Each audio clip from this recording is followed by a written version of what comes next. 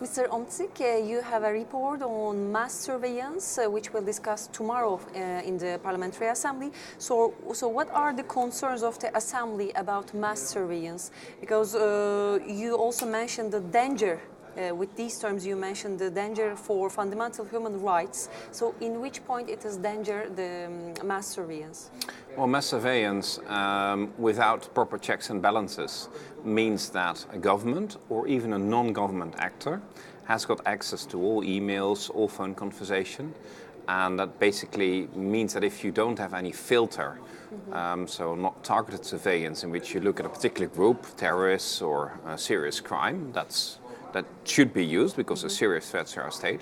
But if you check on everybody in your society or almost everybody in your society, then you can use it against people. And the second thing is if you make the technology such, and that's what the NSA did, that there's always a backdoor in technology through which the secret services can use information, then that backdoor can not only be used by the secret services, it can also be used by, for instance, terrorist groups. So by the very methods which are being used to fight terrorism could actually make terrorism easier in our own state, and that's extremely dangerous. And also you mentioned internet security concerns, because it is also very related to the mass surveillance problem. So what would you like to say about this internet security? Well, the internet, obviously, at the moment you seem to have no right of privacy on the internet. And states reserve the right to use everything. They also use it for economic espionage. So the latest F-35 fighter plane was entirely copied to China. So even the United States itself was not able to preserve key military details of a key military program. F-35 is the next nuclear bomber of the United States, so you probably don't want to share the details with non-allies of such important weapon programs.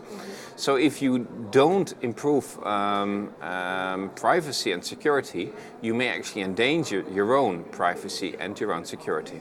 And what are your recommendations in that point to the Assembly to struggle the mass surveillance? Well, first, stop using those backdoors in technology. Second, sometimes it may be very preferable to use encryption to not share certain data. Third, make sure you have accurate oversights within your parliaments to supervise eavesdropping.